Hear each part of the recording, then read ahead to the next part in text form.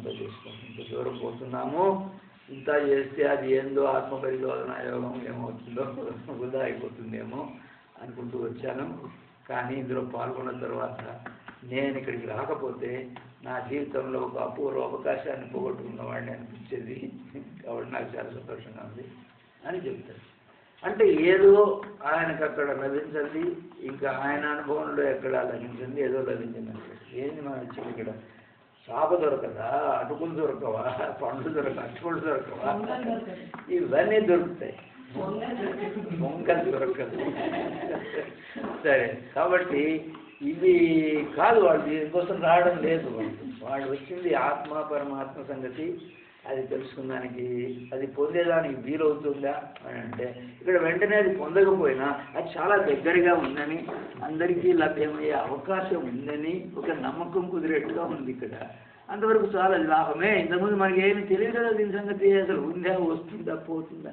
ఇప్పుడు అది నిజంగా ఉంది, మనకు దగ్గరగానే ఉంది, సులభంగా మనం అందుకోవచ్చు. దాని ఖరీదు చెల్లిస్తే ఏంటా ఖరీదు అంటే, ఇగో లోపలికి పోవాలట, మనసును ఏకాగ్రత చేయాలట, ఈ వృత్తులను వదిలించుకోవాలట. ఓహో ఇదే ఆ దారి తెలిసింది, బాగా ఇంతవరకు లాభమే అని అనుకుంటున్నారు, తృప్తి పడుతున్నారు ఇంత తంతాలు పడ్డా కూడా. సరే, ఇప్పుడు ఈ యొక్క మిగిలిన వృత్తులు ఎవరి ఏం చెప్పాను, మానవత అయిపోయింది. నిద్రాస్మృతి కూడా చూచాము. విపర్య వికల్ప వృత్తుల గురించి తెలుసుకోవాలి. విపర్య వృత్తి అంటే దాన్ని చాలా ప్రముఖంగా చెప్తారు. ఉపన్యాసాలంతా చెప్తూ ఉంటారు ఎవరు యోగా గురించి మాట్లాడే స్వాములు మహాత్ములు అంటారు. ఈ విపర్య వృత్తికి ఉదాహరణ వాళ్ళు చెప్పేది రజ్జు సర్ప భ్రాంతి అని అంటారు. రజ్జు అంటే తాడు, సర్పం అంటే పాము. ఒకరు చీకట్లో పోయాట యోగిరామ తప్పవనంలో, వేడికి అక్కడ సన్నగా పోతా ఉన్నాయి, పొడుగుగా. దాన్ని తొక్కాడు, బాబాయ్ బాబా పెరుగుతుంది. వచ్చాడు, జరిగింది యాక్చువల్గా. వచ్చాడు, వచ్చి ఆయన ఎవరైనా తోడు పిలుచుకుని పోయినాడు. ఏమైనా ఎందుకు తోడు అంటే, పాము ఉంది నేను చూసాను అటు పోయిందంటాడు. పాము ఎటు పోయిందట, కాబట్టి మళ్ళీ ఆయన పోవాలి ఇప్పుడు బయట గేట్ దగ్గరికి. సుబ్బయ్య తోడు తీసుకుని పోయాడు. పాము లేదేం లేదే, వాడు ఉన్నా కూడా ఏదో చేయండి పాము అని ధైర్యం చెప్తున్నాడు ఆయన. ఇక్కడ యాక్చువల్ తొక్కాడు అనుకోండి, తొక్కి ఇక్కడ ట్యూబులు పెట్టున్నారు, నీళ్ళు ఆ ట్యూబ్ ఏదో పెట్టుకుంటాడు. బాబాయ్ బాబా దగ్గరికి వెనక్కి వచ్చాడు. తర్వాత లైట్ గిరి వేసి బ్యాటరీ లైట్ తీసుకున్నాడు. చూస్తే పాము లేదు అక్కడ, ట్యూబ్ ఉన్నది. అరే పాము లేదే అన్నాడు. ఇందాకేమో పాము కనపడింది మనసులో, పాము లేదు అక్కడ, ఇక్కడ ఏదో ఉంది. కానీ పాము వచ్చేటప్పటికి భయం పుట్టింది, మళ్ళీ ఆ పక్క పోనంటాడు, అన్ని వ్యవహారాలంతా మారిపోయింది. కానీ అది చూసిన తర్వాత పాము మాయమైపోయింది, ఇక్కడ వేరే ఉంది. కాబట్టి అక్కడ ఒకటి ఉంటే ఇంకోటి నువ్వు దాని మీద సూపర్ ఇంపోజ్ చేస్తున్నావు, ఇంకొక ఊహ దాని మీద పెడుతున్నావు. ఏ కారణం చేత అయితే చీకటను లేదు నీ భ్రమను ఏమన్నాను, ఏదో కారణం వల్ల అక్కడ ఒకటి ఉంటే నీవు ఇంకొక ఊహ దాని మీద పెట్టి దాని చేత ప్రభావితం అవుతుంది, ఆ ఊహ చేత ప్రభావితం అవుతుంది. అక్కడ లేదది. దీన్ని విపర్య వృత్తి అంటారు. విపరీతంగా చూస్తాడన్నమాట. అక్కడ ఉండేది ఒకటైతే నువ్వు ఇంకొకటి ఏదో చూస్తావు నీ మనసులో. ఇది విపర్య వృత్తి. అలాంటి విపర్య వృత్తి వల్ల మనం ప్రభావితం అవుతున్నామట ఇక్కడ ఈ ప్రపంచంలో అని అంటున్నాడు ఆయన. మనకు అలాంటిది ఏం లేదండి, మేము ఎప్పుడు పాముల తాడు రోజు చూస్తామా, ఎప్పుడో అది పాముల తాళ్ళు. నేను చూసేది కుర్చీలు నిజం, చాప నిజం, ఉద్దరు నిజం, మనుషులు నిజం, ఇందులో విపరీతం ఏముంది మనం అంటాం, ఆయన ఒప్పుకోవడం. ఇక రెండవది వికల్ప వృత్తి. వికల్ప వృత్తి అంటే వస్తు శూన్య శబ్దానుపాతి, దానికి సంబంధించిన శబ్దం ఉంటుంది కానీ వస్తువు మాత్రం ఉండదు. కుందేడు కొమ్ములు అంటారు. కుందేలు కొమ్ములు ఉంటాయా? ఉండవు. కానీ ఆ పదం ఉపయోగిస్తారు. కుందేడు కొమ్ముల్లాగా లేదు లేవా అని అంటాడు. కుందేడు కొమ్ములని ఎందుకు వచ్చింది ఆ పదం? ఎందుకో వచ్చింది అది పోకుండా విస్తృతంగా వ్యాపించింది, అందరూ ఉపయోగిస్తుంటారు ఆ పదాన్ని. అప్పుడు వస్తు శూన్య శబ్దానుపాతి, శబ్దం మాత్రం వాడుకలో ఉంటుంది. అలాగే ఏనుగు బొమ్మలని, గాడిద గుడ్డ అని, గాడిద గుడ్డ అంటే గాడిద గుడ్డ అంటే ఆ పదం ఉపయోగిస్తుంటారు.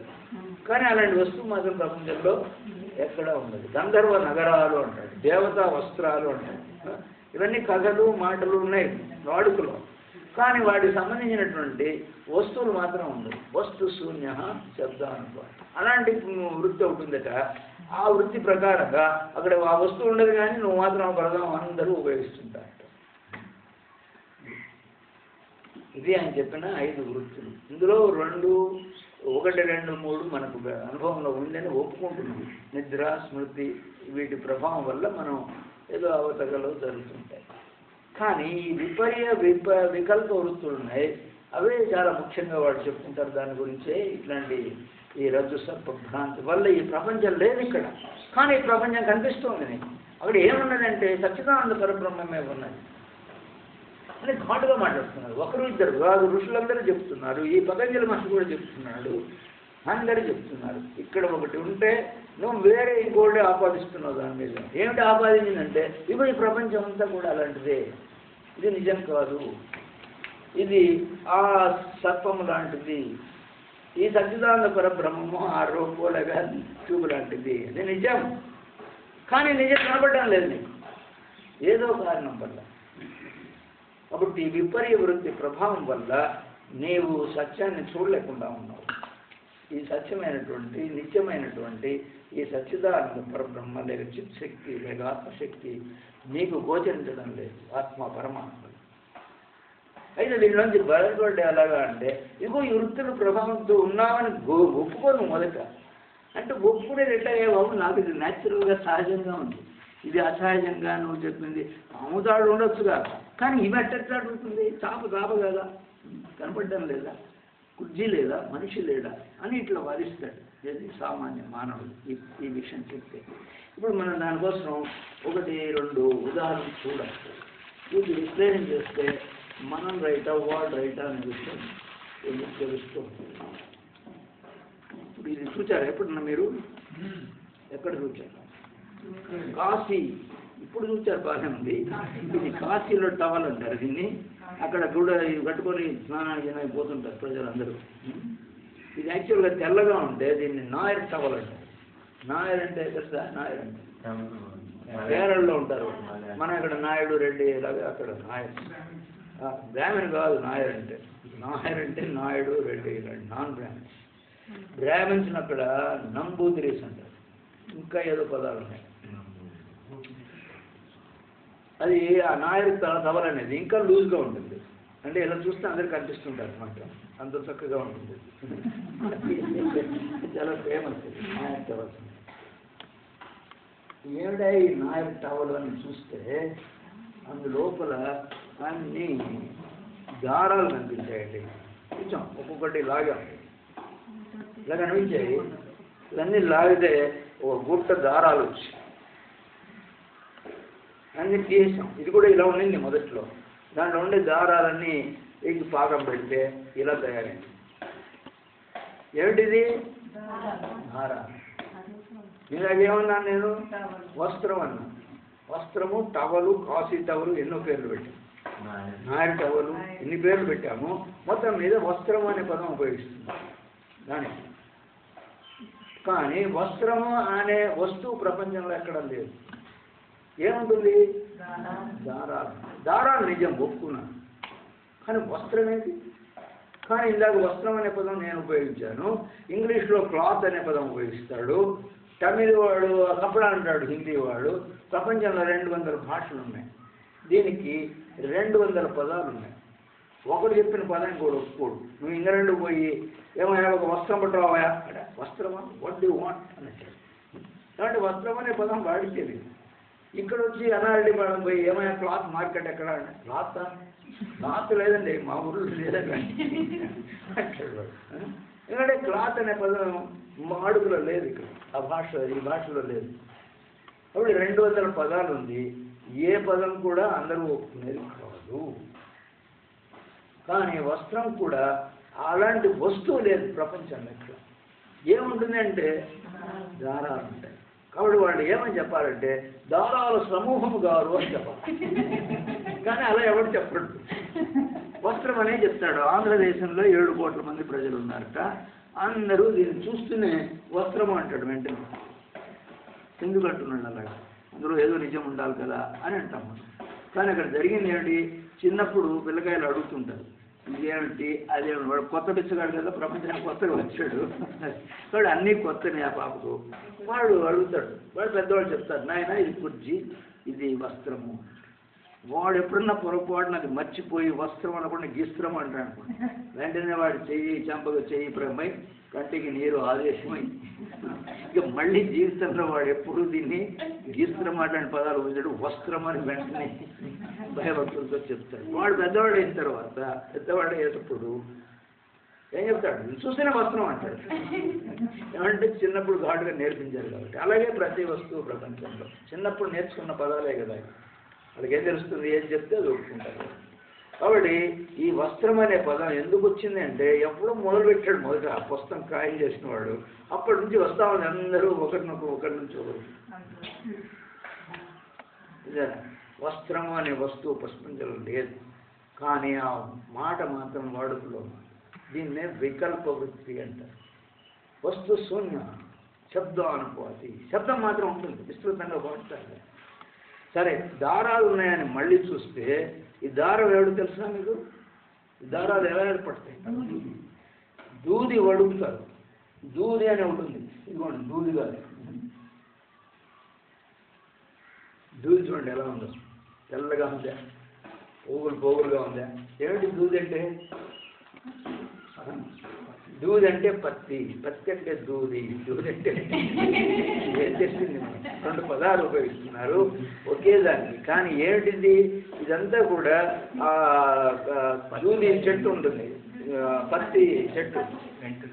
పత్తి చెట్టులో విత్తనాలు వస్తాయి, విత్తనాల వెంట్రుకలు అన్నమాట. విత్తనాలు చుట్టూరు వెంట్రుకలు ఉంటాయి. విత్తనాలు తీసుకుంటే ఆ చుట్టూరు వెంట్రుకలే కనిపిస్తాయి, మనకు జుట్టు ఉన్నట్టుగా దానికి జుట్టు అనమాట.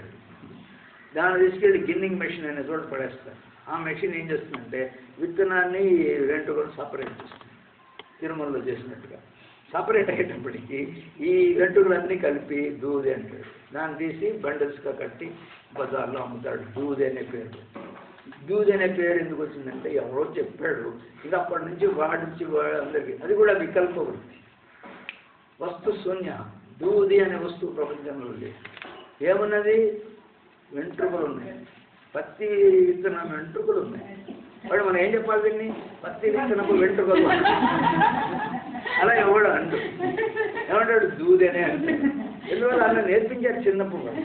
ఇది ఏమిటి అని అడుగుతాడు పిల్లకాయ, దూది అని చెప్పేస్తాం మనం నేర్చుకున్నాం కదా ముందు. వాడికి మీద దూది అని అంటాడు. సరే, ఈ వెంట్రుకలు ఏమిటి అని మళ్ళీ పరిశీలిస్తాం. కాబట్టి దూది అనేది ఎక్కడ లేదు ప్రపంచంలో. ఆ పాట మాత్రం బడుకులో ఉంటుంది.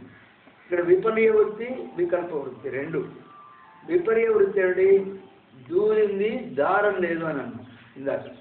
ఇప్పుడు దూది లేదు, వెంట్రుకలు ఉన్నాయన్నాము. ఏమిటా వెంట్రుకలు అని మైక్రోస్కోప్లో చూస్తే ఒక్కొక్కటి ఒక జీవకణం అని కనిపిస్తుంది. ఆ జీవశాస్త్రం నేర్చుకున్నవాడు చెప్పేస్తాడు, వెంట్రుకలంతా కూడా జీవగణాలు, దాంట్లో జీవపదార్థం మాయమైపోయింది, గోడలు మాత్రం మిగిలాయి, అదంతా కార్బోహైడ్రేట్లు అవి సెల్యులోస్తో చేయబడి ఉంటాయి అని ఇవన్నీ చెప్తాడు శాస్త్రవేత్త. సెల్యులోజ్ అండి ఇది అంటాడు ఆయన. దూది అనే పదం ఉపయోగించాడు, వెంట్రుకలు అనే పదం ఉపయోగించాడు. సెల్యులోజ్ అంటే ఏంటంటే అది ఒక రకమైన పిండి పదార్థం, కార్బోహైడ్రేట్ అంటారు. కార్బోహైడ్రేట్ అంటే అర్థం ఏంటంటే అందులో కార్బన్ అనే అణువులు ఉంటుందంట. హైడ్రేట్ అంటే హైడ్రోస్ అంటే నీరు, అది ఒక లాటిన్ పదం. హైడ్రేట్ అంటే నీరు లాంటి అణు సముదాయం ఉంది. రెండు అణువులు ఉంటాయి అందులో, హైడ్రోజన్ అని ఆక్సిజన్ అని. 2:1 నిష్పత్తులు ఉంటాయి. ఇది 2 ఉంటే అది 1 ఉంటుంది, ఇది 4 ఉంటే అది 2 ఉంటుంది, అలాగే. కాబట్టి కార్బన్ అనే అణువు ఉంది, హైడ్రోజన్ అనే అణువు ఉంది, ఆక్సిజన్ అనే అణువు ఉంది. వాటికి వేరే వేరే లక్షణాలు ఉన్నాయి కాబట్టి వేరే పేర్లు పెట్టారు. ఆ మూడు ఒక నిష్పత్తిలో సంయోగం చెందితే దాన్ని కార్బోహైడ్రేట్ అని అంటున్నారు. కార్బోహైడ్రేట్ అంటే మన తెలుగులో పిండి పదార్థాలు. అనేక పిండులు ఉన్నాయి, అన్ని కార్బోహైడ్రేట్లే, కానీ వాటి సంఖ్యలో తేడా ఉండేటప్పటికి ఇది మినప్పిండి, అది బియ్యం పిండి, గోధుమ పిండి అని ఏదో పేరు. అన్ని పిండే, అన్ని కార్బోహైడ్రేట్లే, కానీ తేడాలు ఉంటాయి. ఈ గ్లూకోజ్, సుక్రోజ్ అంటే షుగర్, గ్లూకోజ్ అంటే బజార్లో మెడికల్ షాప్లో దొరికే చక్కెర, ఇవన్నీ కూడా కార్బోహైడ్రేట్లే. ఇప్పుడు ఈ సెల్యులోజ్ అనేది ఒక రకమైన కార్బోహైడ్రేట్. ఏముంటుంది అందులో అంటే ఇది కార్బన్ అణువు, హైడ్రోజన్ అణువులు, తర్వాత ఆక్సిజన్ అణువులు ఉంటాయి. ఇది ఆయన భాషలో అర్థం, ఇది శాస్త్రవేత్తల భాషలో. కాబట్టి ఏమున్నాయి ఇక్కడ అని అడిగితే ఆయన ఏం చెప్తాడంటే, అయ్యా ఈ విధంగా 3 రకాలైన అణువులు సంయోగం చెంది ఉన్నవి, అవే వెంట్రుకలు కనబడేవి. నిజానికి వెంట్రుక అనే పదార్థం ప్రపంచంలో ఎక్కడ లేదు, సెల్యులోజ్ ఉన్నది అంటాడు. ఏడే బాబు సెల్యులోజ్ అంటే అక్కడ మళ్ళీ లోపలికి పోయి అణువులు ఉన్నాయి, 3 రకాల అణువులు ఉన్నాయి. అప్పుడు ఏంటిది? 3 రకాల అణువులు ఒక విధంగా సంయోగం అయితే ఏర్పడినటువంటి పదార్థం. దానికి తెలుగులో పదం లేదు, సెల్యులోజ్ అనే పదమే ఉపయోగించుకోవాలి. అది ఒక రకమైన పిండి పదార్థం అని చెప్పుకోవాలి మన అర్థం చెప్పుకుంటే. కాబట్టి దూది అనేది లేదండి ప్రపంచంలో, వెంట్రుకలు కూడా లేవండి. ఏమున్నాయంటే ఇదిగో కార్బన్, హైడ్రోజన్, ఆక్సిజన్ అని చెప్పబడే 3 రకాల అణువులు ఉన్నాయి. ఇందులో వాదించడానికి ఏం లేదు, మాకు కనపడలేదని మీకు కనపడినంత మాత్రాన్ని అవి లేకుండా పో. శాస్త్రవేత్తలు నిరూపించారు, వాళ్ళతో ఆర్గ్యూ చేయడానికి లేదు. నువ్వు వచ్చి చూసుకోవాలి కావాలంటే చేసి చూపిస్తాం అని అంటున్నారు. ఈ కార్బోహైడ్రేట్ అన్నిటికీ దాని మీద ఐడిన్ వేస్తే బ్లూగా మారిపోతుంది. టించర్ ఐడిన్ అని మీరు చూసుంటారు, దెబ్బ తగిలితే టీచర్ వేస్తాడు. మరి ఆ టీచర్ అనే దాంట్లో ఐడిన్ అనే పదార్థం ఉంటుంది. అది వేసినట్లయితే కార్బోహైడ్రేట్ ఎక్కడ ఏ రూపంలో ఉన్నా కూడా బ్లూగా మారుతుంది అని వాళ్ళు సిద్ధాంతం చేస్తారు, ప్రయోగాలు చేసి. ఇప్పుడు ఇది కూడా చూపిస్తుంది ఆ గుణం. పైన దాన్ని నువ్వు రసాయనంగా విశ్లేషణ చేయగలిగితే ఇవో కార్బన్, హైడ్రోజన్, ఆక్సిజన్ అణువులు నీకు తెలుస్తాయి. అప్పుడు ఎక్కడికి వచ్చాము? ఇప్పుడు వస్త్రం దగ్గర మొదలుపెట్టి తాడు దగ్గరికి వచ్చాం, దారాలు వదిలిపెట్టి కాటన్ పట్టుకున్నాం, కాటన్ వదిలిపెట్టి ఇప్పుడు కార్బన్, హైడ్రోజన్ అణువులు అని ఏదో మాట్లాడుతున్నాం. చాలా కాలం యాటమ్ అని అంటారు ఇంగ్లీష్లో. యాటమ్ అంటే అది ఇంకా విచ్ఛిన్నం చేయడానికి వీలు లేదు, అన్బ్రేకబుల్ అని అనుకున్నారు చాలా కాలం. కానీ తర్వాత కాలంలో అణువును కూడా బద్దలు కొట్టి చూడగలిగారు. యాటమ్ బాంబులు అప్పుడే తయారయ్యాయి. అణువులు ఇచ్చిస్తే ఆశ్చర్యంగా దాంట్లో చాలా శక్తి, గొప్ప శక్తి ఉంది. లోపల ఎలక్ట్రాన్లని, ప్రోటాన్లని ఇలాంటివి ఉన్నాయంట. పరమాణువు అణువు కన్నా సూక్ష్మమైనటువంటివి ఏవో ఉన్నాయి, నిర్ణీత సంఖ్యలో ఉంటాయి. వాటి సంఖ్య వల్లనే ఈ గుణాలు వేరువేరుగా కనిపిస్తున్నాయి. కార్బన్, హైడ్రోజన్, ఆక్సిజన్ అంటే హైడ్రోజన్లో 1, 2 ఉంటాయట, ఏది ఎలక్ట్రాన్లు అనేవి. అదే ఆక్సిజన్లో 8 ఉంటాయట, కార్బన్లో 6 ఉంటాయి, ఏదో చెప్తారు వాళ్ళు. ఎట్లయితే ఈ ఎలక్ట్రాన్, ప్రోటాన్ సంఖ్యలో తేడాలు ఉండడం వల్ల వేరే వేరే అణువులు వాటి లక్షణాలు చూపిస్తున్నాయి. కానీ ఏ అణువు అయినా సరే లోపలికి పోయి చూస్తే ఎలక్ట్రాన్, ప్రోటాన్లే ఉంటాయి, వాటి సంఖ్యలో తేడాలు ఉండవచ్చు. కాబట్టి సెల్యులోజ్ అనేది లేదు, అణువులు ఉన్నాయన్నా, అణువులు కూడా లేవు, ఎలక్ట్రాన్, ప్రోటాన్లు ఉన్నాయి. చాలా కాలం వరకు ఇది నమ్మారు. తర్వాత ఇంకా పరిశోధన చేస్తే ఈ ఎలక్ట్రాన్లు, ప్రోటాన్లు అనేవి నిజంగా లేవయ్యా, అక్కడ శక్తి తరంగాలు ఉన్నాయి. ఎలక్ట్రాన్లు అనేవి నెగటివ్లీ చార్జ్ శక్తి తరంగాలు, నెగటివ్ పాజిటివ్ అంటారు కదా, ఎలక్ట్రిసిటీ, కరెంటు, అలాంటి శక్తి తరంగాలు అవి 2 రకాలు ఉన్నాయి. అవి 2 నిష్పత్తుల్లో ఉంటే గట్టిగా ఒకదాన్ని ఒకటి పట్టుకొని అణువు అనేది లాంటిది కనిపిస్తుంది. దాన్ని విడగొడితే మాత్రం అందులో చాలా గొప్ప శక్తి ఉంది, అది చాలా అపకారం చేస్తుంది, లేదు ఉపకారం కూడా చేస్తుంది ఉపయోగించుకుంటే అని ఈ విధంగా చెప్తున్నారు. మొత్తం మీద వాళ్ళు కనుక్కున్నది సర్వం శక్తిమయం జగత్ అంటున్నారు. వీడు భౌతికవాది, శాస్త్రవేత్త అనేవాడు. దేవుడిని గీవుడిని నమ్మడు, ఎప్పుడు లేడు, మాకెక్కడా కనపడలేదు దేవుడు అని. ఆయన టెస్ట్ ట్యూబ్లో చూసాం, మైక్రోస్కోప్లో చూసాం, టెలిస్కోపులు, కెమెరాలు ఏం పెట్టి చూసినా ఎక్కడ కనపడలేదు దేవుడు అని ఆయన మాట. ఆవిడ దేవుడు లేడు. ఇది ఏముంది అంటే ఇగో అణువులు ఉన్నాయి అది ఇది అనుకున్నాడు. అణువులు కూడా మాయమైపోయి శక్తి తరంగాలు ఉన్నాయని తేల్చాడు. అక్కడ అనేక రకాల శక్తి తరంగాలు ఉన్నాయట. శక్తి తరంగాలు, కాంతి శక్తి తరంగాలు అని కనుక్కున్నాడు, శబ్దం శక్తి తరంగాలు అని కనుక్కున్నాడు, ఉష్ణం శక్తి తరంగాలు, ఇవన్నీ వేరే వేరే శక్తులు అనుకున్నాడు. మొదట్లో వేరే వేరే పుస్తకాలన్నీ రాశాడు దాని మీద. ఆఖరిని చూస్తే ఒకే శక్తి యొక్క అవతారాలు ఇవన్నీ కనుక్కున్నాడు. ఇప్పుడు వాళ్ళు ఎలక్ట్రోమాగ్నెటిక్ స్పెక్ట్రమ్ అని ఒక పెద్ద గీత గీస్తాడు. అయితే ఒకదానికి ఒకదానికి ఏం తేడా అని అంటే ఇదిగో దాని ఇవన్నీ కూడా అలలగా ప్రయాణం చేస్తాయట. ఏవి శక్తి తరంగాలు. తరంగం అంటే అలే. శక్తి తరంగాల్లో ఒక తరంగానికి ఇంకొక తరంగానికి అంటే ఒక అలకు ఇంకొక అలకు మధ్యలో ఉండే దూరాన్ని వేవ్ లెంగ్త్ అంటాడు. తరంగ దైర్ఘ్యము అని ఒక సంస్కృత పదం ఉపయోగించి భయపెడతారు మనం. 2 అలల మధ్యలో ఉండే దూరం అని అర్థం. అది పెద్దదిగా ఉండొచ్చు, చిన్నదిగా ఉండొచ్చు. ఇక్కడ ఒక అల వచ్చింది, అది పోయి అక్కడ లేచింది మళ్ళీ అలాగా. అంటే దానికి దీనికి మధ్యలో అనేక మీటర్ల దూరం ఉంది. ఇలా ఉంటే శబ్ద తరంగం అలా ప్రయాణం చేస్తాయి. రేడియో వేవ్స్ అంటాం. ఎక్కడో రేడియోలో మాట్లాడితే విజయవాడలో ఇక్కడ మనకు మన రేడియోలో వినిపిస్తున్నాయి ఆ పదాలు. కాబట్టి ఆ వేవ్ లెంగ్త్ పెట్టాలి, దాంట్లో ఉంటుంది, అది మార్చి పెడితే ఆ వేవ్ లెంగ్త్లో పెడితే వాడు వచ్చింది ఈ పలాని వేవ్ లెంగ్త్లో పంపిస్తున్నామండి మా యొక్క సందేశాన్ని అంటాడు. అలాగే విశాఖపట్నం కావాలంటే ఢిల్లీ కావాలంటే వేరే వేరే వేవ్ లెంగ్త్ పెట్టాలి అందులో రేడియోలో పెడితే మీకు ఆ శబ్దాన్ని వినిపిస్తాయి.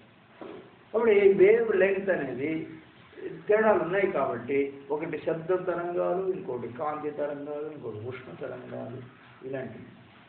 అందులో ఎక్స్రేస్ అని ఉంటాయి, కంటికి కనపడవు కానీ అవి శరీరం దూరం తగ్గే కొద్దీ చాలా ఎక్కువ శక్తి ప్రదర్శిస్తుంది ఆ తరంగం. ఇప్పుడు న్యూక్లియర్ రేస్, ఎక్స్రేస్ ఇవన్నీ చాలా పవర్ఫుల్, ఇవన్నీ చాలా వీక్ కంపారిటివ్లీ. ఎట్లయితే మొత్తం మీద ఒకే శక్తి ఈ తరంగ దైర్ఘ్యాల్లో తేడాలు ఉండడం వల్ల వేరే వేరే ప్రభావం చూపిస్తుంది అని కనుక్కున్నారండి. మొత్తం మీద వాళ్ళు ఒక గొప్ప వేదాంత సత్యాన్ని వాళ్ళ దారిలో కనుక్కున్నారు. ఏమిటది వేదాంత సత్యం? సర్వం శక్తిమయం జగత్ అనేది కొన్ని వేల సంవత్సరాల క్రితం చెప్పారు ఈ యోగులు, ఋషులు అనేవాళ్ళు. ఈ ప్రపంచం అంతా కూడా శక్తి యొక్క నాటకం ఉండే అంటారు. శివుడు శక్తి అని మాట్లాడతారు. ఇప్పుడు మన మెడిటేషన్ హాల్లో ఒక ఫోటో ఉంది, కనిపిస్తుందో లేదో సరిగ్గా. శివుడు శక్తి, అర్ధనారీశ్వరుడు అని పేరు పెట్టారు. అంటే ఈ సూత్రాన్ని వాళ్ళ విధంగా ఎక్స్ప్లెయిన్ చేశారు. ఏది ఆ ఋషులు యోగులు సామాన్య ప్రజలకు తెలియకపోవాలి. ఇవి రెండు చెప్తే ఇందులో రెండు కనిపించేవి కాదు. ఒకటి శక్తి, రెండవది శివుడు. శివుడు అంటే ఇదిగో ప్రజ్ఞ అని కూడా మాట్లాడతారు. ప్రజ్ఞాశక్తి, చిత్శక్తి అనే పదాలు ఉపయోగిస్తారు. ఇదంతా చిత్శక్తి విలాసం, చిత్శక్తి యొక్క నాటకం అని మాట్లాడేవాడు. ఇప్పుడు శాస్త్రవేత్తలు అదే కనుక్కున్నారు. ఒకే శక్తి ఉన్నది, అది రూపాంతరం ధరించి ఇక్కడ కాంతిగా, అక్కడ ఉష్ణంగా, అక్కడ శబ్దంగా అనేక రూపాలు ఉంది. అంతేకాదు ఎలక్ట్రాన్ ప్రోటాన్ రూపంలో పదార్థం కూడా ఏర్పడేది అందులోంచే. వాడు భౌతిక పదార్థం అంటే ఏం లేదు లీగల్గా. ఏముంది అక్కడ? శక్తి తరంగాలు ఉన్నాయి, కానీ మనకు కనిపించడం లేదు. ఎందువల్ల అంటే మనకు బుద్ధి లేదు కాబట్టి ఆ బుద్ధి తెచ్చుకుంటున్నాం. ఇప్పుడు అక్కడ ఉంటుంటే ఇంకోటి మనం చూస్తుంది మనసు. విపర్య వృత్తి ఉంది, విపర్య వృత్తి ఉండడం వల్ల దాని ప్రభావం వల్ల మనం అక్కడ ఎలక్ట్రాన్లు ఉంటే యాటమని, యాటములు ఉంటే మాలిక్యూల్ అని, మాలిక్యూల్ ఉంటే దూదని, వెంట్రుకలని ఏదేదో తెలియదు. కానీ ప్రతి చోట లోపలికి పోయి విశ్లేషణ చేసి చూస్తే ఆఖరిన మనకు తెలియదు ఏమిటంటే ఇదేమిటిది శక్తి తరంగాలు అని చెప్పాలి మీరు ఇప్పుడు. అదే మామూలు వాళ్ళకి ఏం చెప్తారు? వస్త్రం అంటాడు. ఇంకా పనికిరాని వాడైతే వాడు కాశీ వస్త్రం అని, నాయర్ టవల్ అని ఏదో అంటాడు. ఇవన్నీ ఎక్కడ లేవు. నాయర్ టవల్ లేదు, కాశీ వస్త్రం లేదు, వస్త్రమే లేదు అసలు. దారాలు ఉన్నాయనుకుంటే అవి లేవు, దూది లేదు, కార్బోహైడ్రేటు, సెల్యులోజు ఇవన్నీ లేవు. అణువులు ఉన్నాయి, అణువులు కూడా లేవు. ఎలక్ట్రాన్ ప్రోటాన్లు, పరమాణువులు ఉన్నాయి, అవి లేవు. శక్తి తరంగాలు మాత్రమే నిజం. మిగిలిన అన్నీ ఎందువల్ల కనిపిస్తున్నాయి? వృత్తుల ప్రభావం వల్ల వస్తున్నాయి. ఏమిటా వృత్తులు? చూడండి, ఇది వస్త్రము అనే దానికి ఏమేమి వృత్తుల ప్రభావం చెప్పండి. ఇప్పుడు ఇది వస్త్రము అని ఎందుకు అంటున్నాం మనం? కనిపిస్తుందండి, కనిపించడంలా వస్త్రం ఇది అంటాడు. ప్రమాణ వృత్తి, ప్రత్యక్ష ప్రమాణ వృత్తి వాళ్ళు పనిచేస్తుంది. ఇంకా ఏం చేస్తుంది? వస్త్రం అనే పదం ఎందుకు ఉపయోగిస్తున్నాం? స్మృతి వృత్తి. నాకు